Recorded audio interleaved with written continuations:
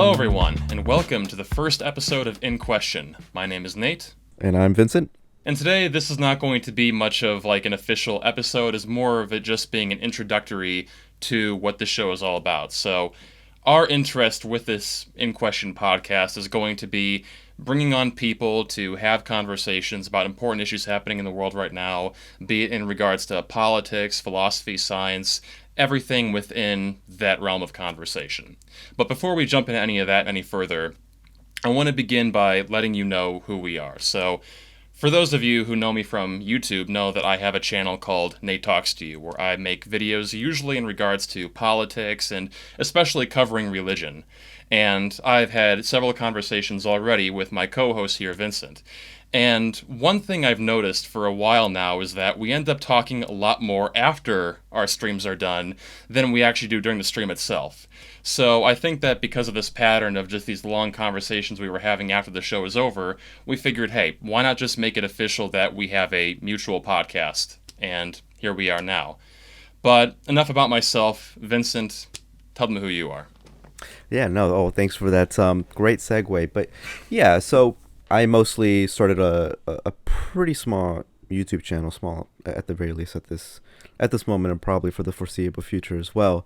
But I started getting interested in these conversations. I guess, for a lack of a better term, these sort of public intelligentsia conversations. I want to say around my junior year in high school, and it mostly started with the New Atheist movement, which was this. I guess to sort of characterize it in a way, you had the atheist movement with old school philosophers like David Hume and also up until Bertrand Russell, which was largely just arguing in defense of atheism or against the idea that it is likely that a God exists. And then New Atheism was not just so much that it is unlikely that religion is true or that God exists, but also that it is largely harmful, more harmful than not. And so I started getting interested in these conversations, and because there's a lot of cross-pollination between public intellectuals like Sam Harris and Paul Bloom and Steven Pinker, I also got interested in other conversations revolving around free will or artificial intelligence or animal ethics and morality. And so I started becoming more and more invested in this community, and I created my YouTube channel. I want to say it was 2018 or 2019. I don't remember. But when I created it, it wasn't that active. So I think I maybe uploaded one video every 3 months for all I know. But after a while, I started becoming more active and I started becoming more invested in these conversations. And as you said, one of the people that I always felt like we would have great conversations with, especially after the recording ended, was you. And so we would often talk a lot about philosophical topics. So I remember we talked about the concept of property itself and what it actually means to own something. There was a point in which we also talked about ethics as well, whether or not morality can be objective. And so I figured, well, just as you said, perfectly, I thought the same exact thing.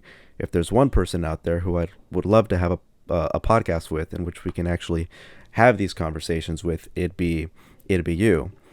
But I guess that'd be a quick synopsis of what exactly I do and who I am and why I'm interested in the things that I am. But I'm very excited to sort of go on this venture and see where it'll take us, because we do ultimately have a lot of mutual interests. So it's not just the matter of fact that we both like philosophical topics, but we also like very similar philosophical topics. And so I know we're going to be very invested in those conversations, and I'm excited about what direction it's going to take, and also to see just what we also ourselves can learn as we're doing research into the topics that we decide to discuss. Definitely. And that's kind of why I think I was drawn to atheism to begin with, is that I remember being raised a Methodist Christian, and even though I was a believer in the religion and everything, I always felt as though there were a lot of questions I had about everything which were not being answered in church or by my friends or family. So I think that once I finally discovered the YouTube atheist community, and I was beginning to see people raising the same questions that I had and beginning to address them and pointing out the fallacies involved, that is what gradually, and maybe around 15, 16 years old, made me make the final decision to officially identify as an atheist. And I found that a lot of these YouTube channels that were covering atheism were not just focusing on that, but also delving into topics of logic, philosophy, and also politics. And I think that the person who had the most thorough discussion on these topics was Sam Harris, who has his own podcast. So I think that through him, that kind of gave me part of the inspiration for why I want to jump into the podcasting realm as well, because I can see how effective that can be for engaging in topics with other interesting people. But I think that would be a good jump off point to go into the second part of this conversation, which is how do we have conversations? How do we like to have those conversations? This is a topic that I've sort of changed my mind on quite a bit over the years. So during the New Atheist movement, I would say the one public intellectual in that sphere who probably influenced me the most in the way in which I admire rhetoric, I suppose, is Christopher Hitchens, who Christopher Hitchens was viewed as a brilliant polemicist.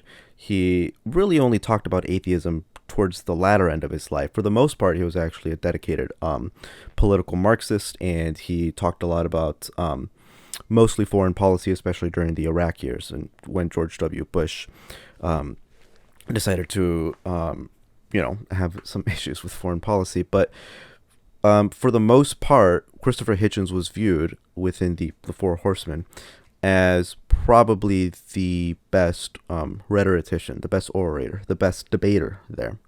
And so I always admired the way in which he talked about these sorts of things, and you would always watch those videos of him debating people and him coming out on top. But as much as I admire the man and as much as he's influenced my thinking, I become disillusioned with that level of debating style. I understand that for the most part, the main goal would be to convince the audience, not the person that you're speaking with. But I think there was a lot of damage done to the way in which these conversations are had by people wanting to either embody much of that sort of debate style because they think it makes them look better off. And so when you have that mentality in which that is your main goal of winning the debate, then conversations aren't being honestly and genuinely had. So I've been much more focused with trying to have conversations in a way that resembles, it's not identical, but at the very least resembles a street epistemology style where, well, you sort of try to identify how confident you are in your position, in your claim. You try to think about what it would take for you to change your minds, what evidence or what piece of data would be required for you to feel like your claim is falsified. And I felt like the most honest and the most enlightening conversations that I've had have followed that style. And the least enlightening conversations that I've had would follow the style in which I've debated people in the same way that Christopher Hitchens would debate people like William Lane Craig or Frank Turek. And so as much as I can understand the position that it doesn't really matter whether or not you convince the person that you're speaking to, that it matters more whether or not you convince the audience. As much as I can understand that position and sympathize with it, I think it's given this false sense of dishonest flavor to these debates, to these conversations. And so a lot of times, especially when you see the titles of these videos where it says, Christopher Hitchens Hitch slaps or, destroys or whatever, people focus way too much on who wins the debate rather than on what was actually said. And so I think that, again, as much as I admire Hitchens and he's influenced my thinking more than anybody, I think there was some genuine damage done by that style of rhetoric and by that style of tactic. And so I've tried to move away from that and go more towards a street epistemology style sort of conversation without coming across as like you're just, wishy-washy and not really answering questions. I think there's a pretty good balance between those two sorts of things. So that's the direction that I've gone in recent times. I'm not perfect. I'm sure you can probably watch a couple of recent podcasts in which I don't do that and I don't live up to the creed that I claim to abide by. But at the very least, I can say that I'm trying. So that's my sort of style. What about yours? What direction sort of do you try to take these conversations in? Well, I will say that in regards to like the Christopher Hitchens debate bro method of having conversation, I think there is utility in that, but it's only in a certain environment. I mean, we need to have people out there who are firebrand, who can further ideas which we believe are valuable. But at the end of the day, the goal is not so much about like diving deeply into these ideas as much as it is trying to win over the audience, like you were saying before. And that is not the intention that I have going into this conversation. I mean, I have my biases, and I'm sure they'll shine through at points during this podcast, but my goal is to view conversations kind of like conducting a science experiment or trying to hold a microscope over an object and trying to examine everything going on there. I want to thoroughly research different topics in philosophy and science and then come on here with the information I have, and then the two of us can just go back and forth and say, how much merit does this idea have? Where is it right? Where is it wrong? And how can we properly implement this idea, if it does have value, into the world right now? And then it'd be a very similar methodology if we ever had somebody on like an academic. We would bring them on, ask them challenging questions, not trying to be a debate bro, but challenging questions, and try to get to the bottom of why they believe what they believe. And at the end of the conversation, I hope that our viewers feel as though we've thoroughly extracted as much knowledge out of that discussion as was feasible. Hmm. Yeah, I think one of the concerns that a lot of people understandably have when you invite people who either have controversial viewpoints or not so much controversial, but also, let's say, on the edge. So think viewpoints that because these researchers are on the edge of their fields, they probably haven't had much pushback in their views because there isn't really anyone to push back on them. I think an understandable concern that people might have is that if you have someone on like that and you don't know their viewpoints very well, then it's going to come across as if you're conceding every point that they make. And I think that there, as you said, there's a good balance between asking challenging questions, questions that hopefully make them think, versus coming off as a debate bro, coming off as if you're more concerned with either winning the debate or just sounding too oppositional. I think there's a good balance there. And so for the people that we're going to have on and who we would like to have on, I'm in complete agreement with you that that's the way in which I would love to, try to talk to them and try to extract as much information from them as possible. Because at the end of the day, my main goal, at the very least, is to try to understand the topic of conversation that we have as much as possible, is to further the conversation, is to try to learn as many things as possible. And so on that note, what exactly are those topics, Nate? What sort of topics do we like to talk about? All right, then. Well, first and foremost, I think that veganism would be a very interesting thing to delve into. What are the ethics behind veganism? Is it actually more ethical or less ethical to have a plant-based diet? And then along that, what are the health concerns in regards to that? I know there are a lot of people out there who are concerned that you're not getting a sufficient amount of protein from a vegan diet, or some people will say you have a low risk of cancer with veganism. We're going to, if we ever do cover that, and I think we will, we'll try to research all the academic work available on that and then come together, and maybe one of us can play devil's advocate on the meat-based side of the conversation.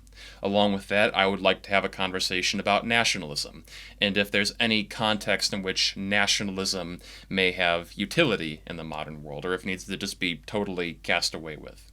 Along with that, I'd like to cover things like antinatalism, the idea that is it ethical to bring further life into this world, or is the world that we're going to be bringing people into so inhumane that it is simply not worth continuing humanity? And then along with that, topics like democracy and individualism. And along with that, I think that it would be interesting to have a conversation about fat acceptance. Are there situations where the movement goes too far? And personally, I believe it does go too far, but before taking a firm stance on that, I'm going to be looking more into that topic as well before we say too much about it. So those topics, without a doubt, those topics are ones that I myself am incredibly interested in, especially the veganism one. This is a topic that you and I have discussed for quite some time now. I don't think we've ever fully discussed this in a podcast, but we've certainly discussed it after we've recorded podcasts.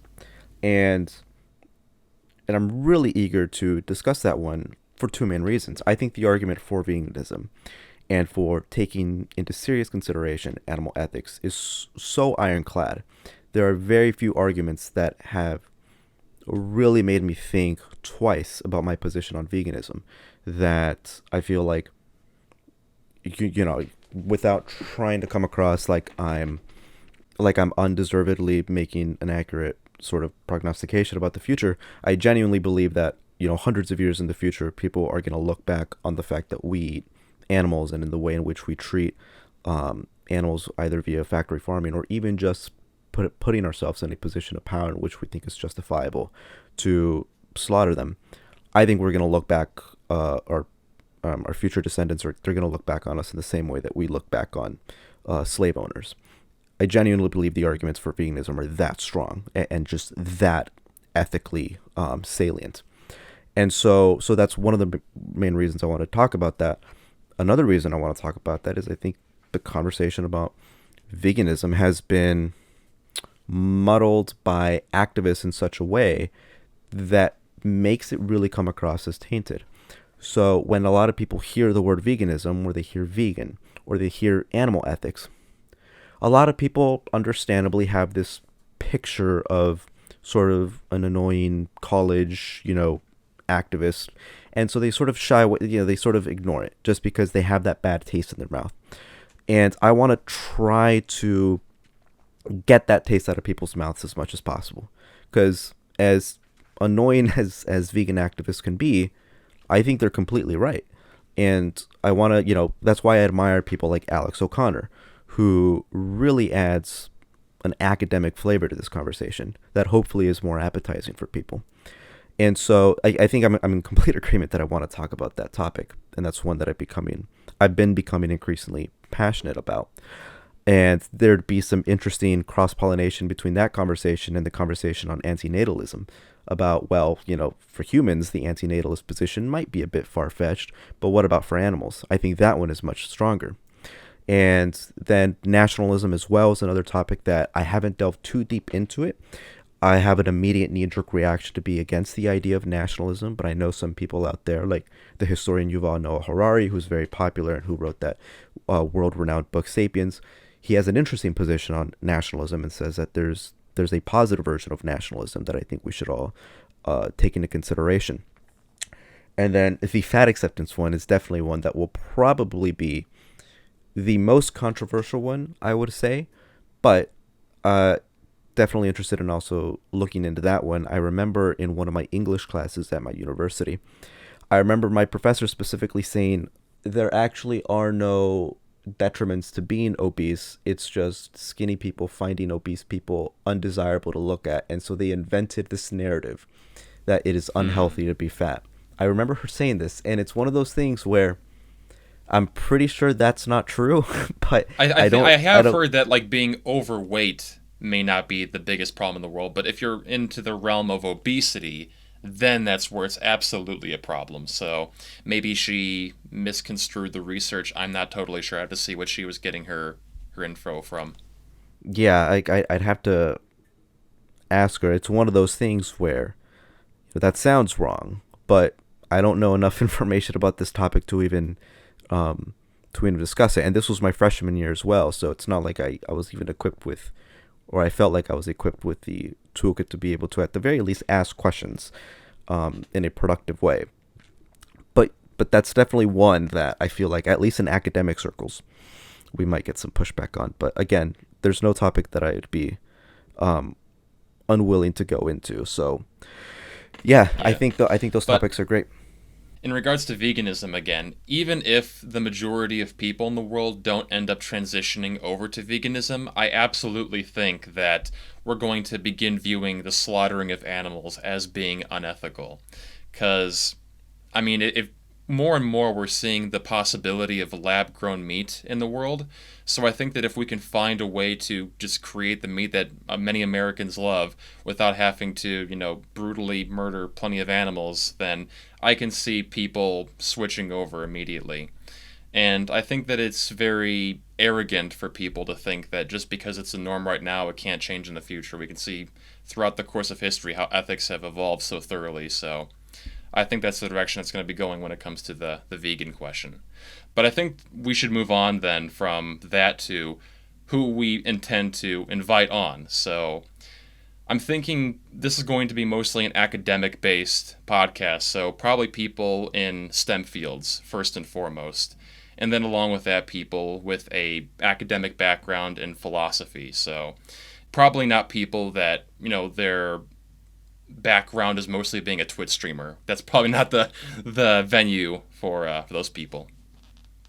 Yeah, as much as I enjoy Destiny's content, um, we'll see. But yeah, so the main focus would be academics, especially if their specialty is the topic of conversation, right? So, and it wouldn't be, we wouldn't be aiming for big time public intellectuals, popular academics, right? Like we wouldn't have to get someone like Yuval Noah Harari. We could get probably just a tenured professor who's more than happy to donate his time to us.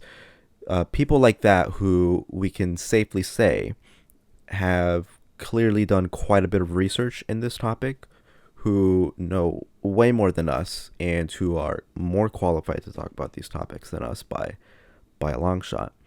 I think those people would probably be, given what the scope and the intention of this podcast is, it would be it would be more than understandable. It would be expected, I guess, to have those types of people.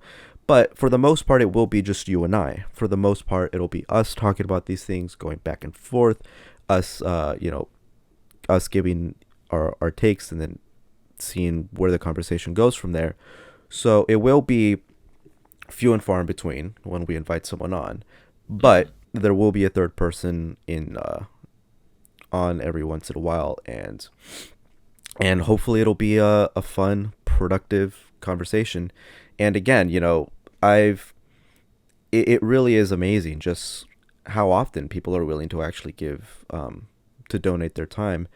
Even on my on my podcast, I've managed to have on, without sounding like I have an inflated opinion of myself, I've managed to have on some pretty great people and form some great connections, people that I would have never thought I would have been able to actually speak with a long time ago. I've had people like Peter Boghossian on, Michael Shermer on, and people are much nicer than you think. I know there's this aura of the arrogant famous person who sort of wants to snub people as much as possible, but you'd be surprised how nice and polite people are. So hopefully we will actually be able to get some pretty great guests on. We'll do what we can, but even when we're not able to do so, me and Nate will still always be there, having that conversation at the very least between us two.